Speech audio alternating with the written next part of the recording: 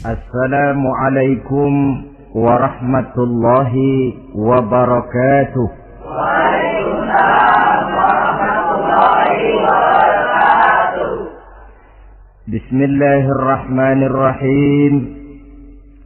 Alhamdulillahi rabbil alamin.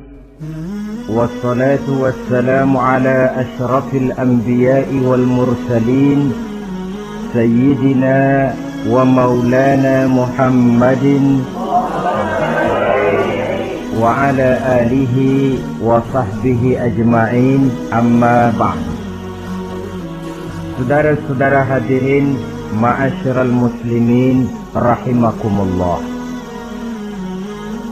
Salah satu dari rukun iman yang 6 mengajarkan kepada kita untuk beriman dengan adanya hari akhirat. Hari yang dimulai dengan kehancuran alam ini, yang dalam istilah kerennya disebut the last day of the world, di mana air laut tumpah ke darat, planet-planet bertabrakan, gunung meletus, bumi gempa, lalu semua yang bernama hidup mati. Terjadilah kebangkitan setelah mati itu dalam kehidupan yang disebut kehidupan akhirat. Pada kehidupan akhirat itu Allah jelaskan dalam surah Abasa ayat 34, Yauma yafirul mar'u min akhihi wa ummihi wa abihi wa sahibatihi wa banihi likulli imri'in minhum yawma idzin sya'nun yughni. Hari di mana setiap orang akan lari dari saudaranya, dari ibunya dan bapaknya, dari istrinya dan anak-anaknya. Setiap orang pada hari itu disibukkan oleh persoalannya sendiri-sendiri. Sehingga sangat boleh jadi hari itu orang tua tidak lagi sempat memikirkan anaknya. Seorang suami tidak lagi sempat memikirkan istrinya. Seorang teman pun tidak akan sempat memikirkan teman. Tiap orang sibuk dengan persoalannya sendiri-sendiri untuk mempertanggungjawabkan kegiatan hidupnya ketika di dunia ini. Dalam keadaan semacam itu, di mana orang disibukkan dengan persoalannya masing-masing, ada 7 golongan manusia yang mereka tenang-tenang saja. Orang lain bingung, mereka kalem. Orang lain kepanasan, mereka mendapat keteduhan. Siapa mereka? Inilah yang akan kita jadikan pembicaraan pada pertemuan kita kali ini. Bersumber dari sebuah hadis di mana bersabda Rasulullah sallallahu alaihi wasallam, Sab'atun yuzilluhumullahu yawma la zilla illa zilluh. Ada 7 golongan manusia, kata beliau, yang di akhirat nanti akan langsung mendapat perlindungan dari Allah. Padahal hari itu tidak ada lagi perlindungan selain perlindungan Allah. Sehingga lantaran Allah langsung yang melindungi mereka, maka mereka tidak merasakan lagi kepanasan akhirat. Mereka tidak lagi merasakan kebingungan. Mereka tidak lagi disibukkan oleh persoalan, lantaran mereka langsung dilindungi oleh Allah Subhanahu wa ta'ala. Siapa gerangan yang 7 orang ini? Marilah kita lihat satu persatu dengan harapan mudah-mudahan kita termasuk salah satu di dalamnya. Amin ya rabbal alamin. Manusia pertama yang langsung mendapat perlindungan dari Allah, kata Nabi, imamun adil, pemimpin yang adil. siapa sih pemimpin itu? Dan apa artinya adil? Saudara hadirin, secara umum yang dinamakan adil ialah at-tawassut bainal amrayni. Orang yang pandai mengambil sikap jalan tengah dari dua persoalan yang dihadapinya. Biasanya tidak berat ke kiri, juga tidak berat ke kanan. Itu yang disebut adil. Orang yang tidak hanya sekedar bisa menuntut kewajiban dari seseorang, tapi juga bisa memberikan hak kepada orang itu juga disebut adil. Lalu pemimpin itu siapa? Setiap kita adalah pemimpin. Yang besar kecilnya kepemimpinan kita bergantung kepada apa yang kita pimpin. Dan sudah barang tentu bahwa setiap pemimpin akan dimintakan pertanggungan jawab dari apa yang dipimpinnya. Seorang pemimpin yang adil, dia menaungi orang-orang yang dipimpinnya dalam kehidupan di dunia ini. Pantas kalau di akhirat nanti Allah langsung menaungi mereka. Oleh karena itu, pemimpin merupakan suatu amanah. Jabatan di samping dia merupakan amanah juga merupakan nikmat.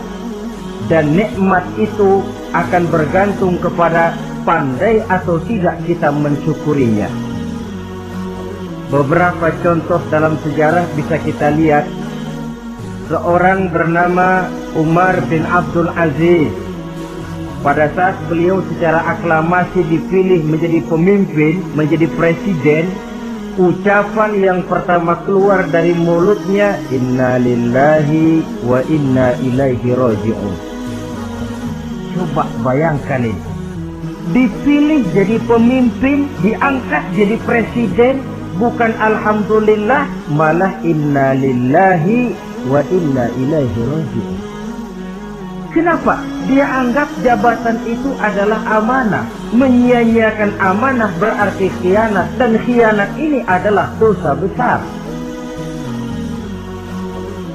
Pantaslah kalau Allah Subhanahu wa ta'ala memperingatkan, nikmat bisa saja berubah menjadi azab kalau kita tidak pandai mensyukurinya. La in syakartum la azidannakum wa la in kafartum inna azabi lasyadid.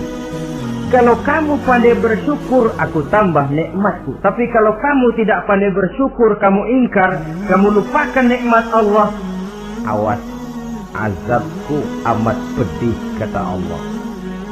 Jadi berdasarkan logika dari ayat ini bisa kita katakan orang kaya. Ada orang kaya nggak di sini? Ada orang kaya nggak? Yang kaya tolong dengerin.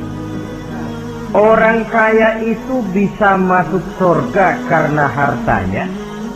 Pun orang kaya banyak yang masuk neraka juga gara-gara hartanya. Tergantung syukur apa tidak syukur. Orang alim, ada yang alim di sini? Tolong dengerin orang alim, yang ustadz, yang kiai. Orang alim bisa saja masuk surga karena ilmunya, dan orang alim pun bisa masuk neraka karena ilmunya. Pejabat, ada pejabat? Pejabat itu bisa masuk surga karena jabatannya, pun pejabat itu bisa masuk neraka karena jabatannya, bergantung syukur apa tidak. Kalau ada orang kaya, hartanya didapat dari jalan yang halal, berusaha menurut yang disyariatkan oleh Allah. Lalu hartanya itu tidak cuma untuk ditumpuk 7 turunan, namun juga berfungsi sosial. Dia bantu pembangunan masjid, dia makmurkan majelis taklim, dia santuni yatim piatu. Orang kaya macam itu dengan hartanya, insya Allah bisa sampai ke surga. Tapi kalau ada orang kaya, hartanya didapat dari segala macam cara, asal harta tercapai segala cara halal, perlu jilat atas, perlu injak bawah, perlu sikut kiri kanan, Setelah dapat harta lalu pelitnya 17 setan. Tidak mau zakat, infak, apatah lagi sedekah. Orang kaya macam itu dengan hartanya bisa masuk neraka. Na'udzubillah min. Ada orang alim, dengan ilmunya dia bimbing umat. Dia katakan yang halal itu halal, yang haram itu haram. Dia katakan yang hak itu adalah hak, yang batil adalah batil. Dia tidak peduli apapun resikonya. Orang alim semacam itu dengan ilmunya bisa sampai ke surga. Tapi kalau ada orang alim, dengan ilmunya dia malah membodoh-bodohi orang yang memang sudah bodoh. Yang halal dibilang haram, yang haram dibikin remeng-remeng.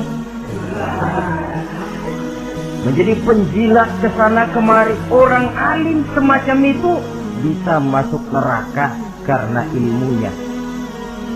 Begitu juga pejabat, pemimpin. Kalau dengan jabatannya sebagai pemimpin dia berlaku adil, menaungi rakyatnya. Orang besar salah dihukum, orang kecil salah juga dihukum. Tidak hanya pandai menuntut kewajiban, tapi juga pandai memberikan hak. Pemimpin yang adil semacam ini mensyukuri nikmatnya jabatannya, dia bisa sampai ke surga karena jabatannya. Tapi kalau dengan jabatannya dia berlaku sewenang-wenang, yang besar salah didiamkan, yang kecil salah segera ditegakkan hukum, hanya pandai menuntut kewajiban dari rakyatnya tapi tidak pandai memberikan hak, maka pemimpin semacam ini lantaran tidak pandai mensyukuri nikmat, bisa saja nikmat itu berubah menjadi azab.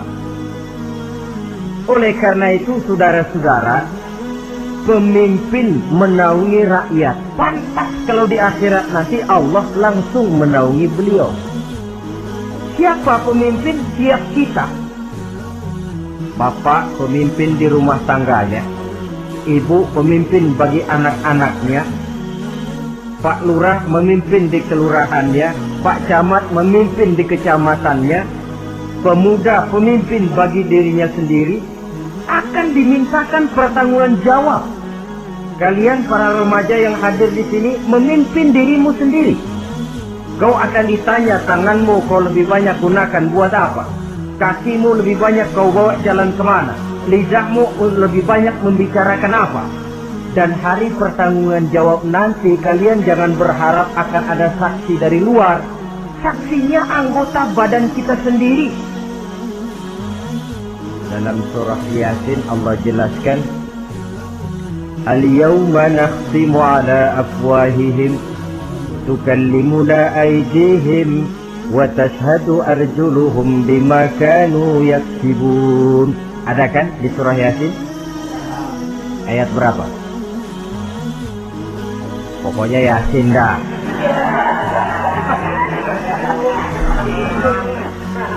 Daripada repot-repot, pokoknya Yasin gitu aja biar urusan lancar.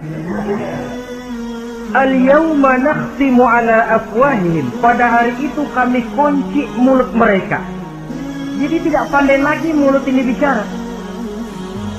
Wa tukallimuna aydihim, tangan-tangan mereka yang akan bicara kepada kami.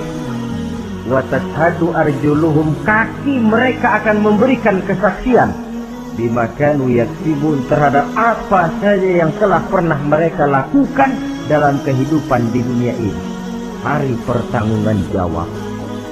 Oleh karena itu kalau kita memimpin diri sendiri, berlakulah adil kepada diri sendiri. Nah, lalu masalahnya memang kita mesti adil kepada siapa saja sih? Ada 3 hal pokok yang kita harus berlaku adil.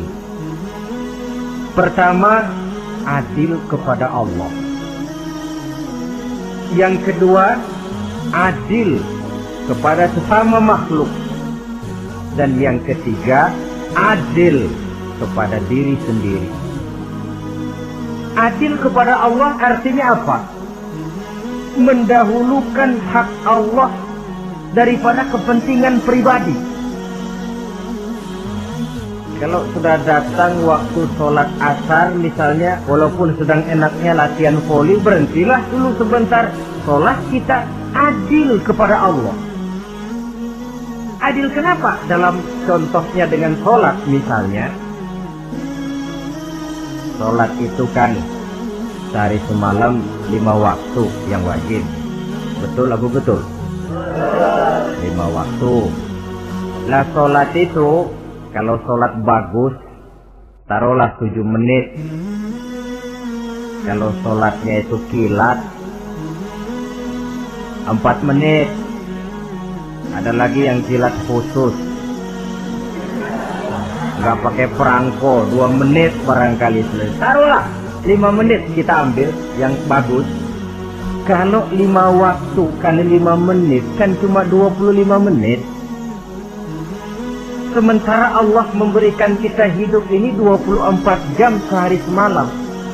Cuma 25 menit diminta untuk ibadah kepadanya. Tidak sanggupkah kita berlaku adil? 25 menit ini untuk menghadapmu ya Allah. Sementara engkau telah memberikan resannya 23 jam 35 menit untuk hidup dalam sehari semalam.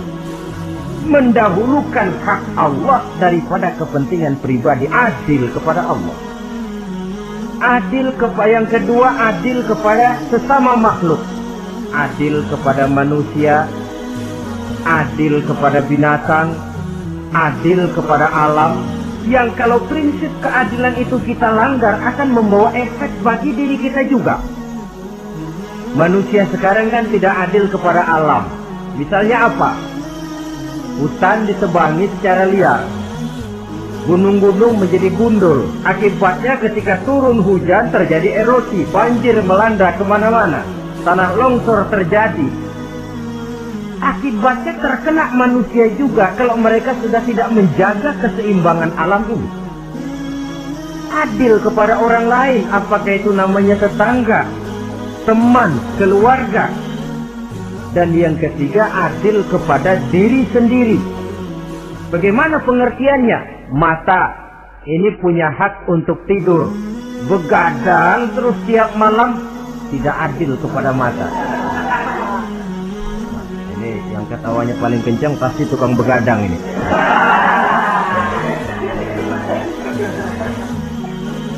Perut ini punya hak untuk tidur. Puasa saja siang malam, mengurangi hak perut. Adil kepada diri sendiri. Untuk kehidupan yang akan datang di akhirat, pasti akan kita temui. Kita yakini keberadaannya. Yang oleh karena itu, kalau kebetulan kita ini adalah pemimpin, sekurang-kurangnya pemimpin bagi diri sendiri, marilah kita berusaha menjadi pemimpin yang adil. Supaya nanti di akhirat, Allah Subhanahu wa ta'ala memberikan perlindungan langsung kepada kita. Amin ya rabbal alamin. Ini yang pertama. Lalu yang kedua, orang yang akan langsung mendapat perlindungan dari Allah, syab nasha'a fi ibadatillah. Orang muda yang tekun beribadah kepada Allah. Anak muda yang rajin ibadah. Kenapa kok Nabi bilang anak muda, bukan orang tua? Apa orang tua yang rajin ibadah Allah nggak senang? Tentu Allah senang. Cuma Allah lebih senang lagi kalau ada anak muda yang rajin ibadah. Sebab apa? Kondisi psikologis. Kalau ada orang tua rajin ibadah itu mah pantas. Emang udah waktunya. Ada orang sembahyangnya rajin, masuk masjid, masuk maghrib, keluar isya, malam tahajud, tahlilnya mantap. Umurnya berapa? 70. Enggak istimewa. Itu memang sudah mestinya. Lagian kalau sudah 70 masih bandel aja, kapan mau taubat? Tapi kalau ada anak muda, darahnya masih mengalir dengan panas, Dia masih berusaha mencari bentuk-bentuk kepribadian dalam dirinya. Dia masih mudah terpengaruh oleh lingkungan, tapi dia sanggup memblokir itu, disalurkannya di jalan Allah. Dia tekun beribadah. Allah cinta betul pemuda semacam itu, sehingga nanti di akhirat mereka langsung mendapat perlindungan dari Allah Subhanahu wa ta'ala. Selalu pembangunan yang mengarah kepada modernisasi diikuti dengan proses pergeseran nilai. Dalam kondisi semacam ini, kehidupan remaja pemuda yang masih mencari identitas dan pembentukan kepribadiannya mudah terpengaruh oleh hal-hal yang ada di sekelilingnya. Sehingga sangat boleh jadi apa yang dianggap orang dulu tabu lalu dianggap biasa. Yang aneh-aneh malah dijadikan model. Yang dilarang malah nekat diterjang. Di mana norma dan kaedah-kaedah moral tidak lagi mendapat perhatian yang wajar. Dalam kondisi semacam ini terjadilah proses peluncuran moral. Dan hampir di mana-mana kehancuran suatu bangsa dimulai dengan kehancuran moral daripada generasi mudanya. Oleh karena itu pemuda yang tekun ibadah ini sangat positif dampaknya dalam kerangka pembangunan umat. Pak, ibadah itu apa sih? Kalau jadi pemuda yang tekun ibadah, apa kemana-mana mesti bawa tasbih? Mungkin. Apa mesti pakai peci terus? Boleh jadi. Apa kemana-mana mesti pakai kain sarung? Ya tidak juga. Ibadah kan artiannya luas. Segala perbuatan yang diperintah dan karenanya bertujuan mencapai ridho Allah, itu bernama ibadah. Kalian remaja berangkat menuntut ilmu, pergi pagi pulang siang, membekali diri menuntut ilmu, itu ibadah. Kalian pulang ke rumah, ibu bapak memerintah taat kepada orang tua, ibadah. Membersihkan lingkungan, ibadah. Bahkan jaga di waktu malam pun kalau untuk dengan niat bismillah, saya jaga malam ini untuk ketenangan rakyat supaya mereka tekun dan tenang melaksanakan ibadah, itu tercatat sebagai amal soleh yang bernilai ibadah. Jadi tidak cuma sekedar sujud, tidak cuma sekedar baca Quran, seluruh aspek kehidupan manusia yang diperintah Allah dan yang bertujuan mencari ridho Allah itu bernilai ibadah. Pemuda yang tekun melaksanakan ibadah kepada Allah. Apalagi terutama adik-adik remaja yang hadir pada kesempatan ini, masa muda itu masa yang paling indah memang. Sampai orang Kulon bilang, there is not delightful memorize. Iya, barat itu kan Kulon. Saya lebih senang pakai orang Kulon saja. There is not delightful memorize and then the youth moment. Bahwa tidak ada masa yang lebih indah selain masa muda. Tapi masa muda yang katanya indah itu sebentar. Sebentar sekali. Kalau kita tidak pandai memanfaatkannya dengan sebaik-baiknya, boleh jadi dia akan hilang tanpa sesuatu yang ada artinya buat hari depan. Dan hari depan itu sebagian besar ditentukan oleh masa muda sekarang ini. Karena itu kepada yang muda saya berpesan, pergunakanlah masa muda itu dalam ketekunan beribadah kepada Allah. Ibadah dalam artian yang seluas-luasnya. Jangan seperti pepatah orang, kelapa muda katanya kupas-kupasin, kelapa tua tinggal batoknya. Selagi muda puas-puasin, udah tua tinggal bongkoknya. Iyalah, kalau dipuas-puasin dalam arti yang positif, boleh. Mumpung masih muda, puas-puasin nuntut ilmu. Mumpung masih muda, puas-puasin ibadah. Mumpung masih muda, puas-puasin berbakti kepada kedua orang tua. Puas-puasin dalam artian yang positif, tentu saja bagus. Tapi kalau puas-puasin dalam arti menghambur umur untuk sesuatu yang mubazir, bergadang di pinggir-pinggir jalan, lalu mulai berkenalan dengan morfin, narkotik, ganja, terperangkap oleh budaya-budaya modern yang menyesatkan, terpancing oleh model-model baru yang kelihatannya menarik tapi sebenarnya tidak bermanfaat. Entok pada akhirnya akan mendatangkan penyesalan kepada kita saja. Coba, belakangan ini saya dengar di Jakarta akan ada suatu festival yang disebut Festival Ngekeng.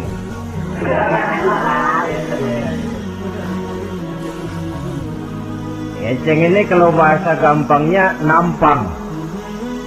Jadi itu biasanya muda-mudi diri di pinggir-pinggir jalan, pakai kacamata hitam, pakaian warna-warni, rambut dicat sedemikian rupa supaya menarik perhatian.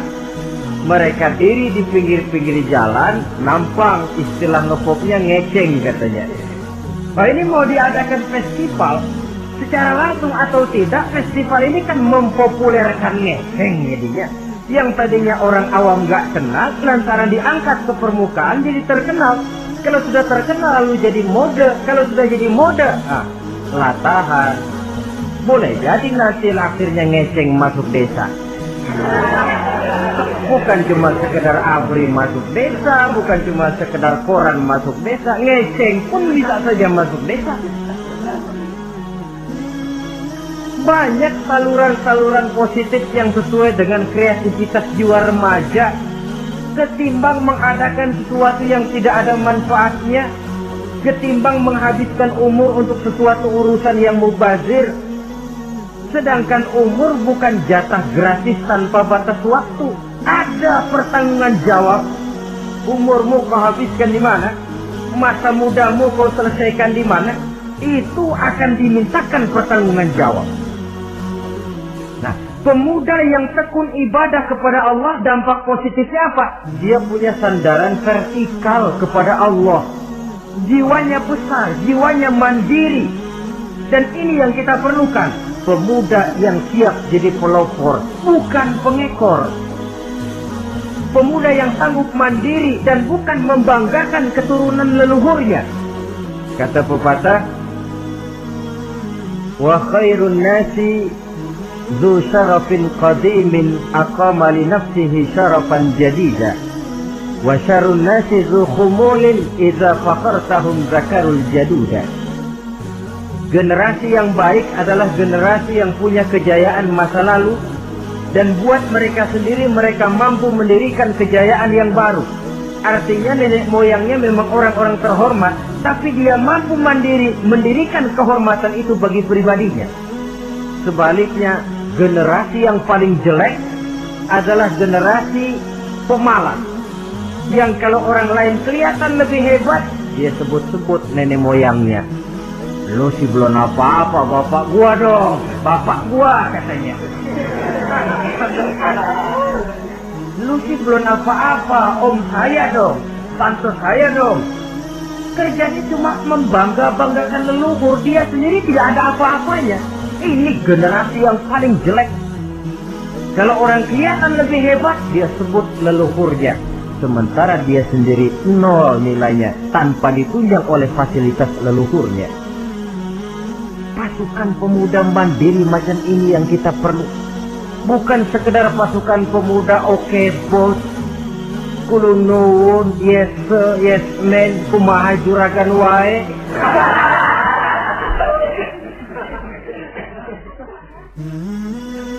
Dan terus terang kita miskin dengan pemuda yang mandiri, yang punya kepribadian, yang berani berkata ya terhadap yang benar dan berani berkata tidak terhadap yang tidak benar. Dari mana ini didapat? Sandaran vertikal dalam bentuk ibadah kepada Allah akan memantapkan jiwa, membersihkan hati, sehingga dia akan berfungsi seperti radar. Sandaran vertikalnya cuma kepada Allah. Inilah dampak positifnya. Karena itu, tentu saja kita berharap sekurang-kurangnya pemuda-pemudi yang hadir pada kesempatan ini menjadilah pemuda-pemudi yang tekun beribadah kepada Allah. Amin. Nah, baiklah ya. Itu tadi yang kedua. Kita lanjutkan sekarang yang ketiga. Orang yang akan langsung mendapat perlindungan dari Allah. Kata Nabi, rajulun qalbuhu mu'allakun bil masjid. Seseorang yang hatinya selalu terpaut kepada masjid. Apa arti terpaut kepada masjid ini? Apa orang yang gak pernah keluar-keluar dari masjid? Tentu saja bukan. Apa gunanya di dalam masjid terus kalau kerjanya cuma tidur doang? Maksud terpaut kepada masjid ini, hatinya selalu berpikir bagaimana memakmurkan masjid. Jasadnya boleh saja ada di kantor, boleh saja ada di pasar, boleh ada di sawah, boleh ada di ladang. Tetapi hasil daripada usahanya dia lalu berpikir bagaimana memakmurkan masjid. Sebab apa? Masjid merupakan center of activity, pusat daripada kegiatan umat. Kalau kita lihat fungsi masjid di zaman Rasul, di masjid beliau berdakwah, di masjid beliau mengatur negara, di masjid beliau mengadakan perundingan, di masjid beliau bermusyawarah dengan para sahabat. Pusat daripada kegiatan umat. Dan memakmurkan masjid ini dasarnya tidak lain karena iman kepada Allah. Prinsipnya bagaimana kita menghidupkan masjid dan bukan mencari hidup di masjid. Kalau sudah prinsipnya dibalik, bukan menghidupkan masjid tetapi mencari hidup di masjid, saya khawatir masjid akan ambruk. Nyatanya kadang-kadang masjid kita ini fungsinya belum maksimal. Kadang-kadang ada kok masjid yang bukanya cuma seminggu sekali. Jumat pagi jam 9 masjid buka, Jumat jam 2 tutup, buka-buka lagi Jumat depan. Seminggu sekali.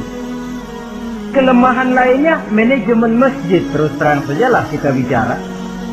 Kadang-kadang pengelolaannya ketua masjid bapaknya, khotib mantunya, sekretaris ponakannya, imam Bilal cucunya. Gak ada orang lainnya.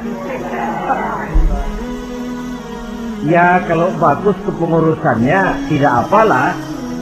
Tapi kadang-kadang kelemahannya ialah bagaimana menciptakan manajemen masjid yang baik sehingga masjid bisa berfungsi sebagaimana fungsinya di zaman Rasulullah Sallallahu Alaihi Wasallam. Apalagi belakangan ini ada kecenderungan yang membuat kita optimis, gembira. Remaja, pemuda, pemudi mulai gemar datang ke masjid, berkumpul membentuk remaja masjid, remaja musola, mengadakan kegiatan majelis taklim yang mingguan, yang bulanan, aksi sosial yang semuanya bermuara dari kehidupan masjid. Sesuatu yang menggembirakan. Dan sudah sepatutnya para pengelola masjid membuka pintu untuk bisa mengatur masjid menurut manajemen yang diharapkan oleh umat. Karena bagaimanapun di masjid dua jalur komunikasi, bahasa kerennya two-way traffic communication, itu bisa kita laksanakan, yaitu hablum minallah wa hablum minan nas. Berhubungan kepada Allah dan berhubungan kepada sesama manusia bisa terlaksana di masjid. Berhubungan dengan Allah jelas saja lewat sholat misalnya. Berhubungan dengan sesama manusia jelas saja lewat musyawarah, lewat majelis taklim, lewat kegiatan-kegiatan yang mensiarkan agama. Dan begitu selanjutnya. Saudara hadirin yang saya hormati, memakmurkan masjid sebagai rumah Allah. Sebab dalam hadis kursi Allah katakan, inna buyuti fil ardi al masajid wa inna zuwari fiha ummaruha. Rumahku di permukaan bumi adalah masjid-masjid, kata Allah. Dan orang-orang yang memakmurkan masjid, orang yang datang ke masjid adalah tetamuku. Kalau Allah memerintahkan kita menghormati tamu, tentu Allah lebih tahu bagaimana menghormati tamunya sendiri. Allah mengajarkan kita, hormatilah tamumu. Sekarang kita yang menjadi tamunya Allah dengan datang ke masjid, dengan memakmurkan masjid, Allah lebih tahu menghormati tamunya. Ini yang ketiga. Yang keempat, hadirin, orang yang langsung mendapat perlindungan dari Allah itu rajulani tahabba fillahi ijtama'a alaihi wa tafarraqa alaihi. Dua orang yang menjalin persaudaraan, yang bertemu dan berpisah karena Allah. Bersaudara karena Allah. Bukan karena orang punya pangkat tinggi lalu kita temani, bukan karena orang kaya lalu kita dekati, tetapi karena Allah. Kau di jalan Allah, mari kau saudara saya. Kau keluar dari jalan Allah, maaf sajalah, bawalah dirimu sendiri, saya akan membawa diri saya. Lebih baik sendiri daripada berteman jahat. Berdua memang lebih baik daripada sendiri, tapi sendiri lebih baik daripada berteman jahat. Maksudnya apa ini? Sederhana dalam benci, sederhana dalam cinta. Ukurannya Allah. Al-Quran mengisyaratkan wa asa an tuhibbu syai'an wa huwa syarrul lakum wa asa an takrahu syai'an wa huwa khairul lakum. Sangat boleh jadi, kata Allah, kamu menyenangi sesuatu padahal akibatnya tidak baik bagi kamu, dan sangat boleh jadi kamu membenci sesuatu padahal akibatnya baik bagi kamu. Nah, mari kita lihat. Kalau orang bersaudara cuma karena temannya itu punya pangkat tinggi, saya yakin kalau temannya pensiun, persaudaraannya akan selesai sampai di situ. Kalau kita mencari teman cuma karena dia kaya, satu saat dia jatuh bangkrut, jatuh miskin, persaudaraan akan selesai sampai di situ. Tapi kalau karena Allah yang bisa memisahkan kita apabila orang sudah keluar dari jalur yang diridhoi oleh Allah Subhanahu wa ta'ala. Oleh karena itu, kepada semua hadirin, mari menjalin persaudaraan dalam bentuk ideal yang diajarkan oleh Islam. Nilai persaudaraan yang diikat oleh akidah. Kalaupun harus benci, bencilah sederhana, tidak habis-habisan ngebenci orang. Kalaupun harus cinta, cintalah sederhana. Boleh jadi yang hari ini kita benci bukan main, besok kita senangi. Mungkin yang hari ini kita cintai mati-matian, besok sudah berubah menjadi yang kita benci.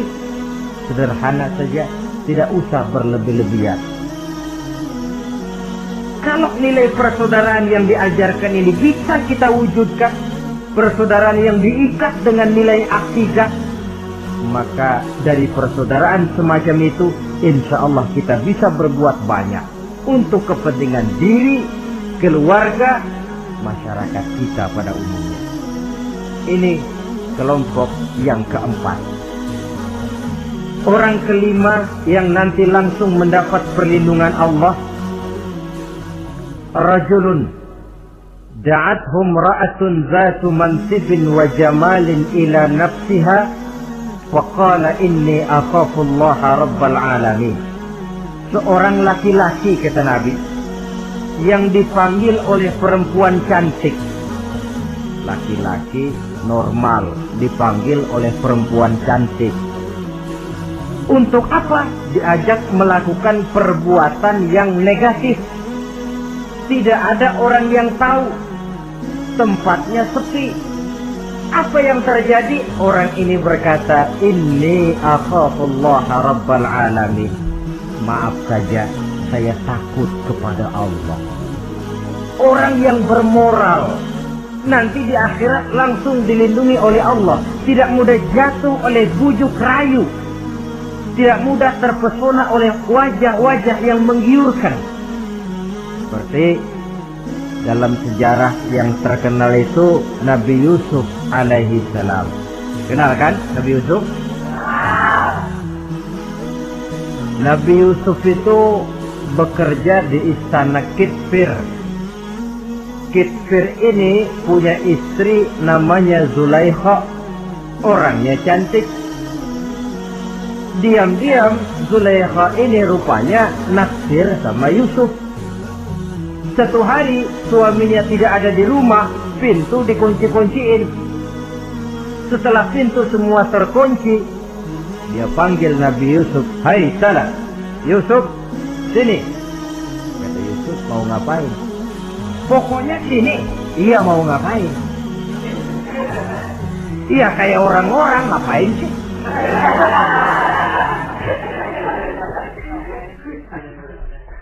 Sebenarnya ini Zulaikha senang kepada Yusuf, Yusuf pun demikian.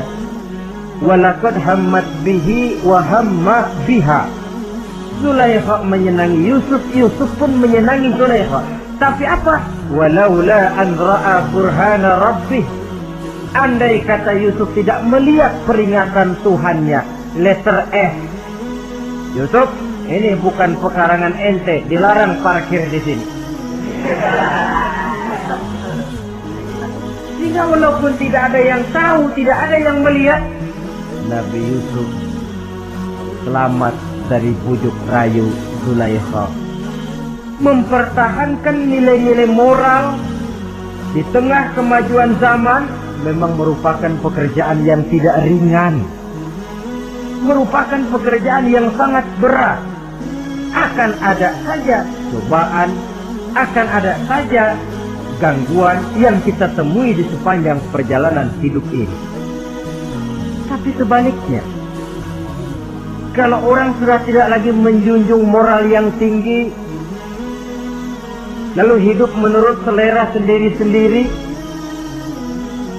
ya kita lihatlah lahirnya kebudayaan kumpul kebo yang diawali dengan free sex yang mengarah kepada Samenleben alias hidup bersama tanpa nikah.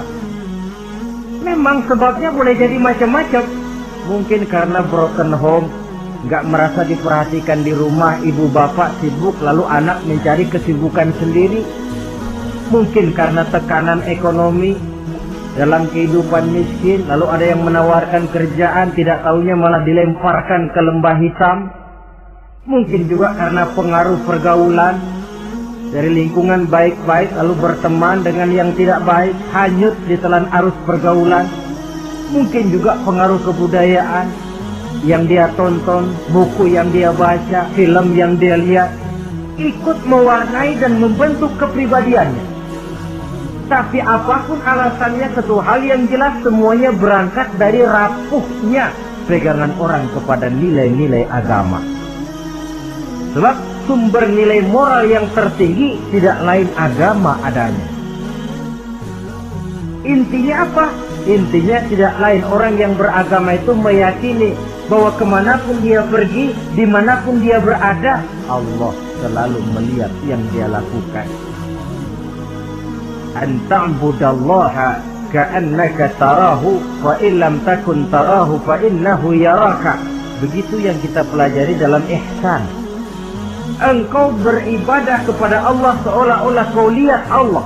Kalaupun Allah tidak kau lihat, yakinlah Allah melihatmu. Jadi kalau saya sendiri, yang kedua itu Allah. Dibujuk rayu oleh cewek cakep, ayo dah bang, gak ada orang, kita cuma berdua. Dia bilang enggak, kita nggak berdua, bertiga. Berdua bang, bertiga. Yang ketiga siapa? Lu, gue, Allah, tiga.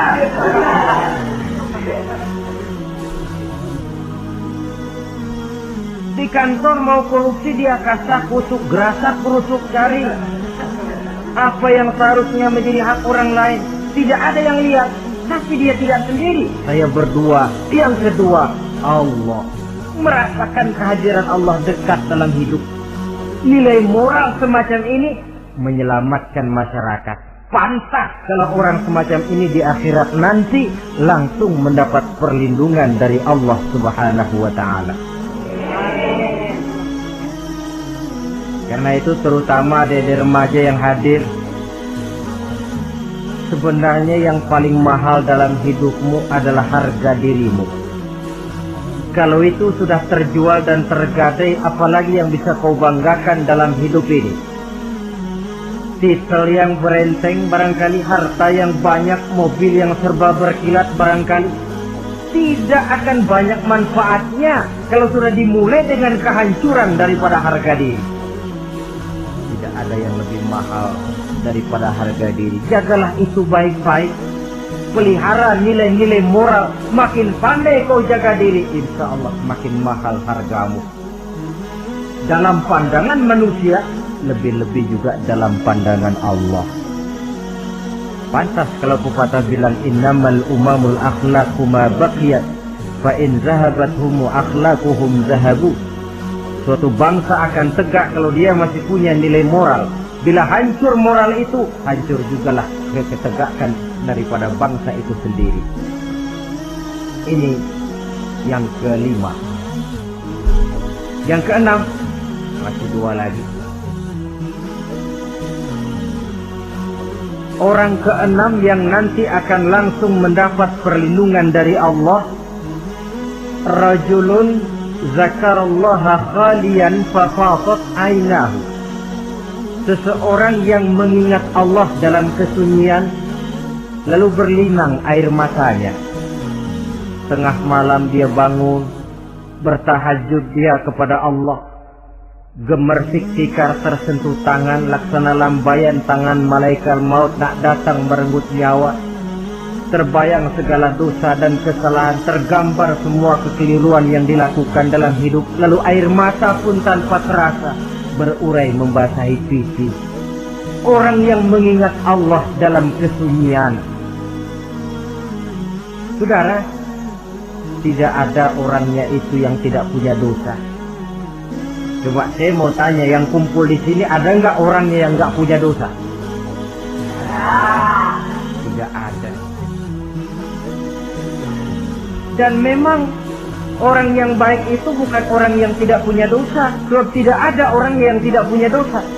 Orang yang baik adalah orang yang apabila dia melakukan dosa, dia segera sadar, dijadikannya itu sebagai pelajaran untuk tidak diulanginya lagi pada masa yang akan datang. Dengan kata lain, mengingat Allah dalam kesunyian itu artinya bertaubat. Ini kan anak muda sekarang nih, kalau diajak bicara taubat, taubat mah urusan 70 ke atas, Pak. Kita ini masih lama. Padahal masalah taubat bukan masalah tua. Masalah taubat adalah masalah dosa. Dan masalah dosa adalah masalah manusia sejak dia akil balik sampai dengan kehidupannya yang sekarang. Sengaja atau tidak, besar atau kecil, ringan atau berat, tiap kita mesti mempunyai yang namanya dosa. Allah Maha Penerima taubat sepanjang nafas belum sampai di kerongkongan. Jadi kalau nafas sudah sampai di tenggorokan, baru kita mau melaksanakan yang namanya taubat. Kasihlah itu.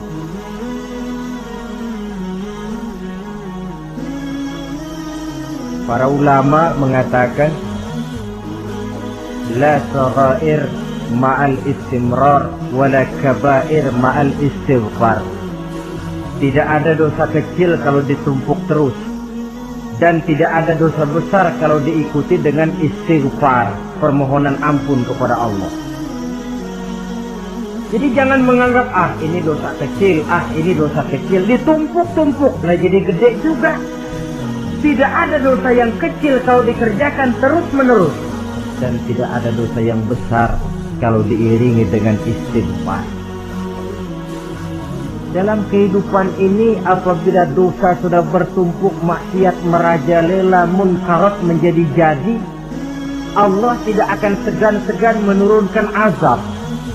Azabnya itu bisa dalam bentuk bencana alam, banjir namanya, kebakaran merajalela namanya, gempa bumi namanya, bendungan pecah namanya, reaktor atom bocor namanya. Namanya boleh jadi macam-macam.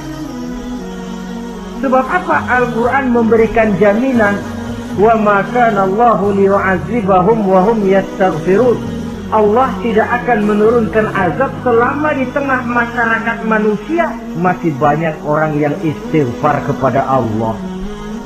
Jadi hakikatnya kita ini berhutang jasa kepada orang yang rajin sujud, rajin mohon ampun kepada Allah. Lantaran mereka barangkali azab tidak diturunkan oleh Allah kalau melihat banyaknya sudah munkarat dan maksiat.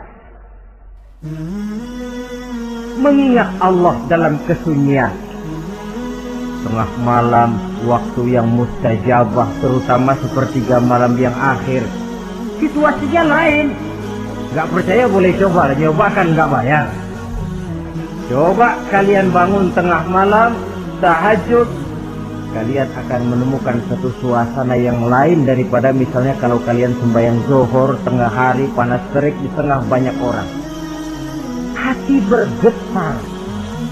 Segala kekeliruan yang pernah kita kerjakan lalu terbayang, dan air mata tanpa terasa, tanpa diundang bahkan berurai membasahi pipi. Ya Allah, alangkah nikmatnya suasana macam itu, menciptakan perasaan dekat dengan Allah, terwujud kedamaian batin. Dan ini yang banyak dicari orang sekarang, yang kadang-kadang karena terlalu ingin mencari kedamaian lalu keliru jalan, yang bertapa di gua-gua katanya nyepi dari kehidupan manusia, memencilkan diri dengan cara-cara yang mereka atur sendiri.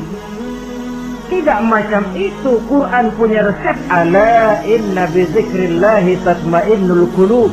Ketahuilah dengan banyak mengingat Allah, hati menjadi tenang, jiwa menjadi lapang, pikiran menjadi damai.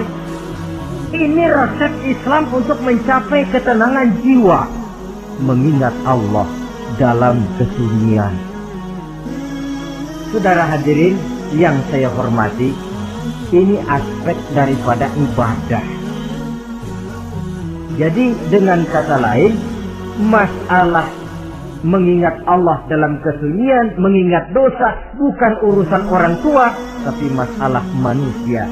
Siapapun adanya, sejak dia akil balik, mesti entah kecil besar, entah sedikit entah banyak, ada kesalahan yang dilakukannya. Karena itu, kalau kita masih diberikan kesempatan untuk hidup, artinya Allah masih memberikan kesempatan kepada kita untuk memperbaiki diri. Nanti kalau sudah sangkakala ditiup, alam hancur seperti yang saya jelaskan di awal tadi, sudah tidak sempat lagi, yang tinggal menyesal. Ada yang meratap lalu berkata, ya laitani kuntu turaba, dalam Quran. Aduh, andai kata kita bisa balik jadi tanah aja dah dulunya, jangan jadi orang. Kalau dulu kita tetap jadi tanah mah nggak tanggung jawab apa-apa. Dijadiin orang sekarang masih tanggung jawab, bagaimana ini? Bingung. Ada yang berkata, ma aghna anni maliya halka anni sultaniyah. Ternyata harta yang saya bangga-banggakan tidak bawa manfaat hari ini. Ternyata jabatan yang pernah saya duduki malah merusak saya hari ini. Tinggal lagi penyesalan karena kelalaian memanfaatkan waktu hidup dalam kehidupan di dunia ini. Karena itu pandai-pandailah membagi orientasi. Ada saatnya kita sibuk tenggelam dalam berbagai urusan dunia, lain saat tenggelam dalam kefanaan dan kesunyian, membekali diri untuk kehidupan akhirat nanti. Sebentar meninggalkan dunia, rekes kepada Allah, mi'raj, naik menghadap Allah, supaya terwujud keseimbangan untuk mencapai fid dunya hasanah wa fil akhirati, kebahagiaan dan kebaikan di dunia maupun di akhirat nanti. Inilah golongan yang keenam, orang yang langsung mendapat perlindungan Allah, yang mengingat Allah dalam kesunyian. Yang ketujuh, yang terakhir, orang yang langsung mendapat perlindungan dari Allah di akhirat nanti, rajulun tasaddaqa bi sadaqatin fa'akhfaha hatta la ta'lama shimaluhu ma tunfiqu yaminuhu.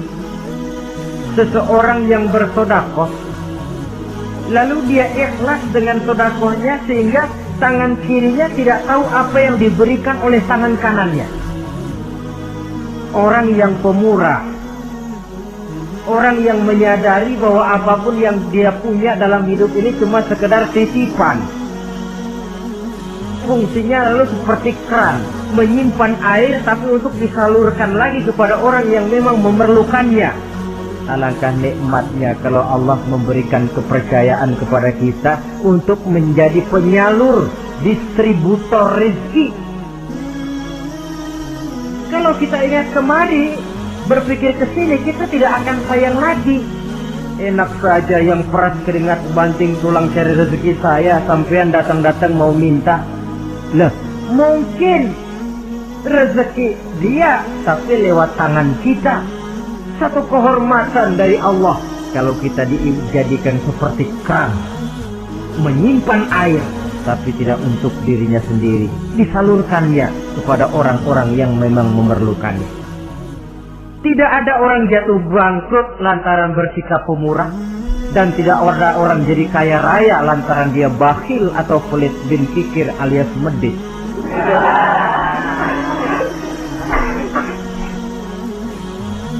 Dalam kitab Riyadhus Shalihin kita baca tiap pagi ke alam ini turun 2 malaikat. Kita nggak tahu. Dua-duanya berdoa, yang sebelah kanan berdoa, yang sebelah kiri berdoa. Kata yang sebelah kanan doanya tiap pagi ini.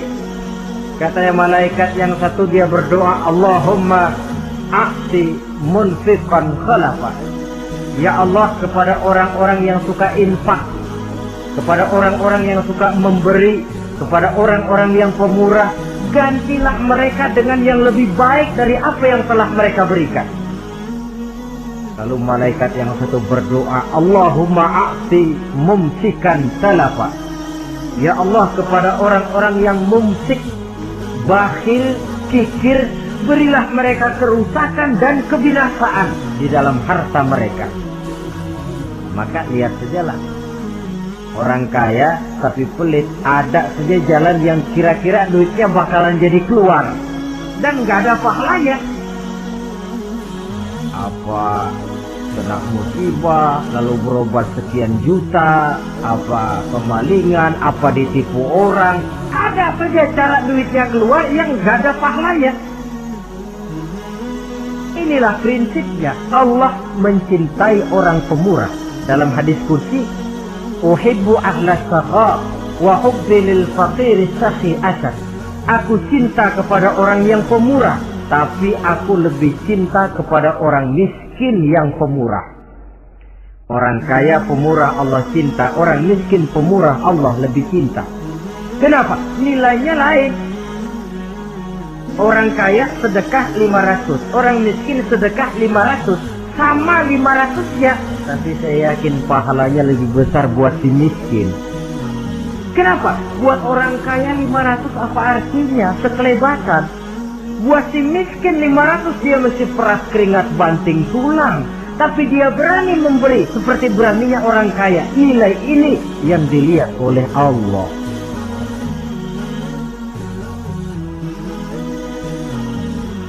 Islam mengakui hak milik pribadi, tapi harus berfungsi sosial.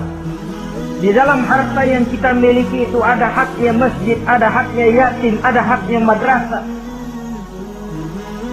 Dan Allah Subhanahu wa ta'ala bisa, saya katakan di awal tadi, merubah nikmat menjadi azab kalau kita tidak pandai mensyukurinya.